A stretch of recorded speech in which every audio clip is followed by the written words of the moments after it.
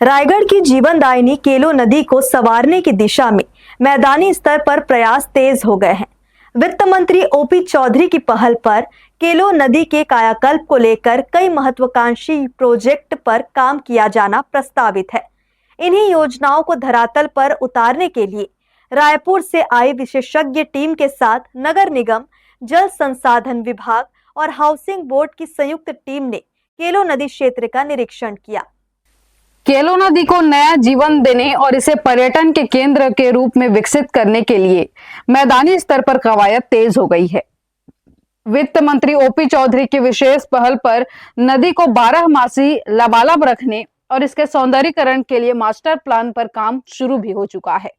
परियोजना को अमली जामा पहनाने के लिए राजधानी रायपुर से आई विशेषज्ञों की टीम के साथ नगर निगम, जल संसाधन विभाग और हाउसिंग बोर्ड के अधिकारियों ने संयुक्त रूप से नदी का निरीक्षण किया।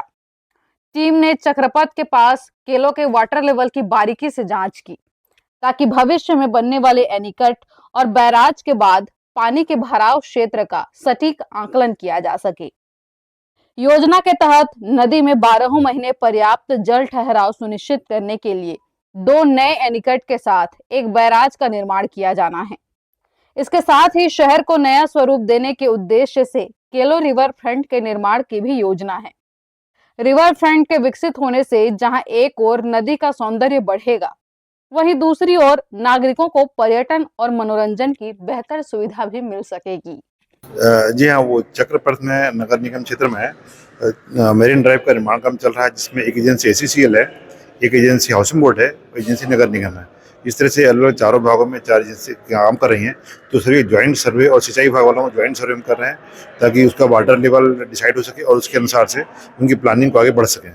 हाँ, केलो परियोजना रहे थे, क्योंकि केलो परियोजना का भी उनका अलग से स्वीकृति सैंक्शन हुआ है, वो लोग भी कर रहे हैं। तो उस हिसाब से ऐसा रहे कि चारों विभाग एक संयुक्त रूप से निरीक्षण करके और संयुक्त रूप से करेंगे, जिससे कि योजना इस प्रभावशाली हो और अच्छी बने। संयुक्त टीम द्वारा किए गए निरीक्षण को केलो नदी संरक्षण और रायगढ़ के विकास की दिशा में एक अहम कदम माना जा रहा है। आने वाले दिनों में इन परियोजनाओं पर तेजी से काम शुरू होने की संभावना जताई जा रही है।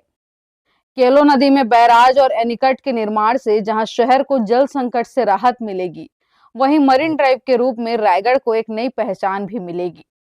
उम्मीद है कि ये प्रयास केलो नदी को सिर्फ एक नदी नहीं, बल्कि शहर की जीवन रेखा और आकर्षण का केंद्र बना देंगे।